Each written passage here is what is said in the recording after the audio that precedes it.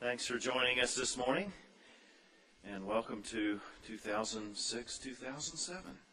Here we go. I hope many of you had a wonderful summer. I've heard some travel stories already, and some of you I saw all summer, so I know you don't have that much to tell about travel, but so don't be too jealous of the ones who do. I don't know how that works exactly, but glad to see all of you here. I hope you, like I, feel the excitement of the moment. It's always a kind of a special energy at the beginning of the semester. The mixed hope and terror. And just know that you share that with the students, and only they have it a little more so, I expect. Anyway, glad to have you here. This morning, we'll be welcomed by the vice chairman of our board. We are fortunate to have a really wonderful board of trustees, and each chairman has been just terrific to work with. They respect our work. They're tremendous advocates, and none is as enthusiastic in advocacy for the mission of Valencia as Lou Oliver. Lou is an attorney in town and an entrepreneur, and speaks with great passion about Valencia's mission all over the community. And so he's here to welcome you this morning on behalf of the Board of Trustees. Louis Oliver.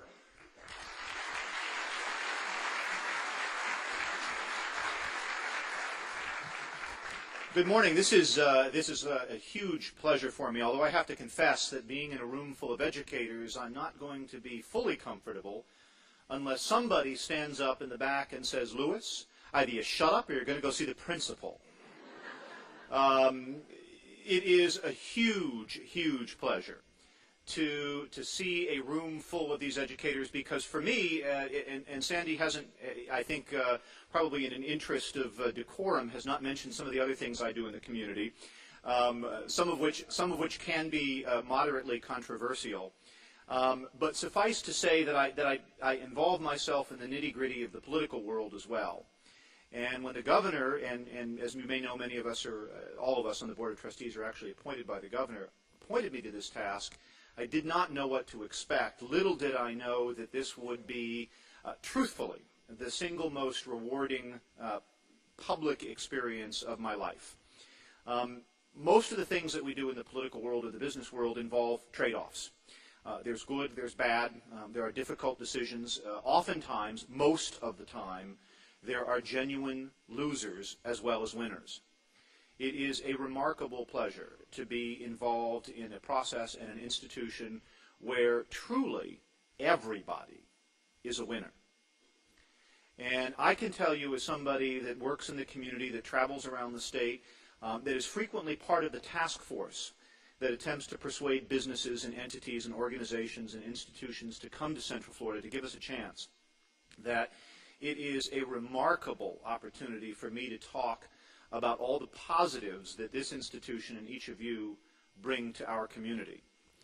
I'm a member of an organization called the Board of Trustees, but the reality is that each and every one of you are the trustees, because we trust you with what really counts.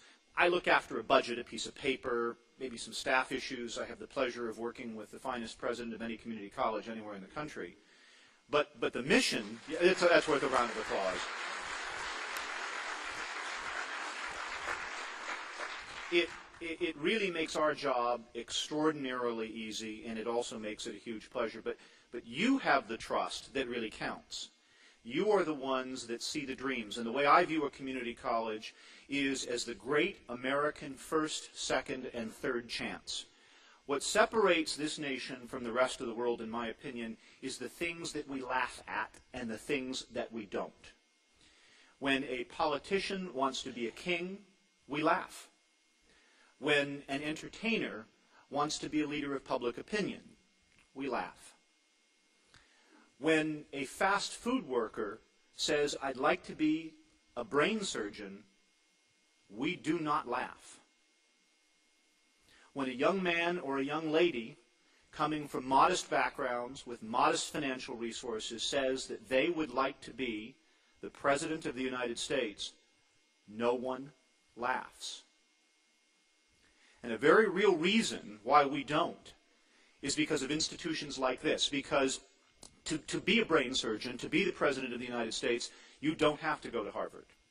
You don't have to have a family fortune.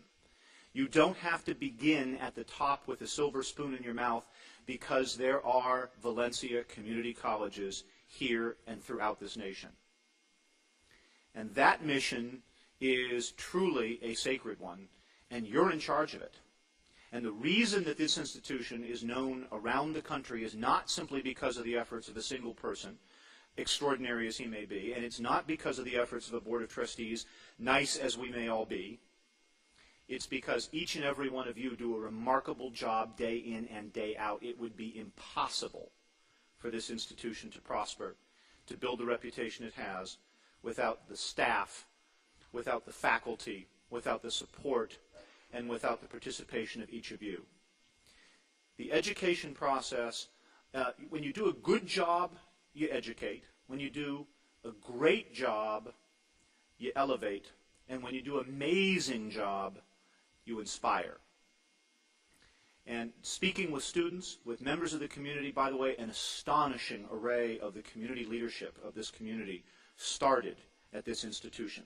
Legislators, mayors, congressmen, you cannot imagine the impact that you have. And for that, the best job that I can do, in addition to supporting the faculty, in addition to supporting your efforts, is to come before you this morning and have the very humble pleasure of saying thank you. Thank you very much.